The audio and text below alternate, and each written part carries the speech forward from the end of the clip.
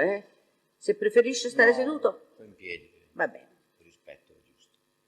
Illustrissimo Presidente, illustrissimi giudici, poche parole per non violare quel silenzio che mi sono imposto, a mio avviso, almeno per me, unica condotta dignitosa.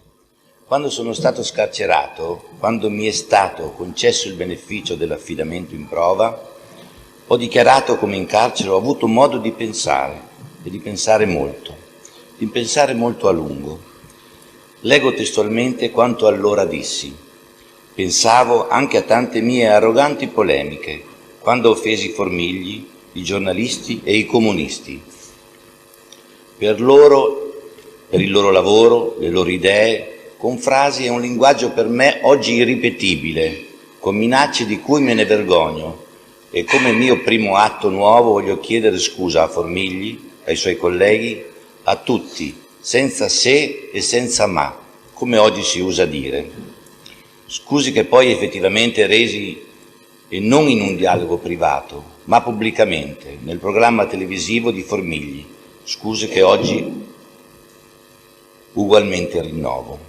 Il carcere ti impone una pausa, ti obbliga a momenti di rilettura della tua vita, e io anche in questo mio nuovo stato vorrei continuare questa iniziata riflessione, quando, sperando di ritrovare la diritta via, voglio uscire da quella bufera infernale che troppo a lungo mi ha trascinato, togliendomi la luce e ragione. Vorrei poter uscire e rivedere le stelle e il cielo azzurro come vedevo una volta.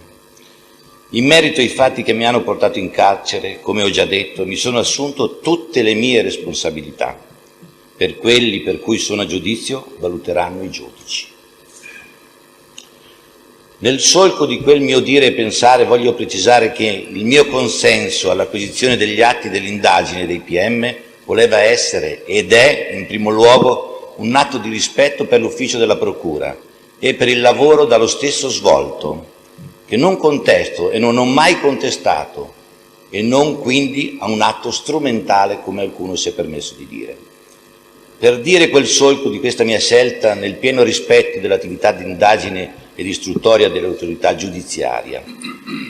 Poi, che è vero che ho partecipato ad alcune feste che l'onorevole Berlusconi organizzava ad Arcore, almeno alle cene, per dire che è vero che ho accompagnato a dette cene delle ragazze. Come è vero che grazie ai buoni rapporti del dottor Fede ho avuto tramite lui un prestito dell'onorevole Berlusconi, prestito che nella sua interezza probabilmente mi avrebbe dato la possibilità di salvare la mia società, la LM Management, dal fallimento. Ho letto ieri su un quotidiano nazionale di grande diffusione come vi siano 3 parole per definire quanto è successo e quanto è oggi al vostro giudizio: dismisura, abuso di potere e degrado.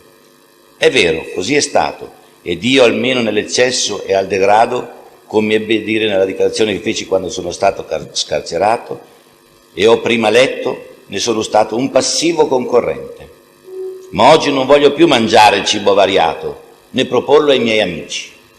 Non voglio entrare nel merito dei fatti senza un contraddittorio. Lascio quindi, non essendomi sottoposto all'esame, ai miei difensori il compito di chiarire e di spiegare le mie condotte, nel rispetto degli atti dell'indagine effettuati dall'ufficio della Procura e dall'istruttoria svoltesi in quest'Aula.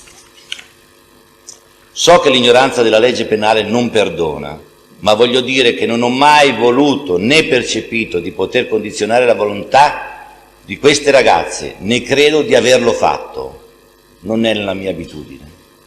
E non ho mai giudicato il loro comportamento, forse qui sbagliando, ma non ho mai inquadrato le loro condotte come prostituzione.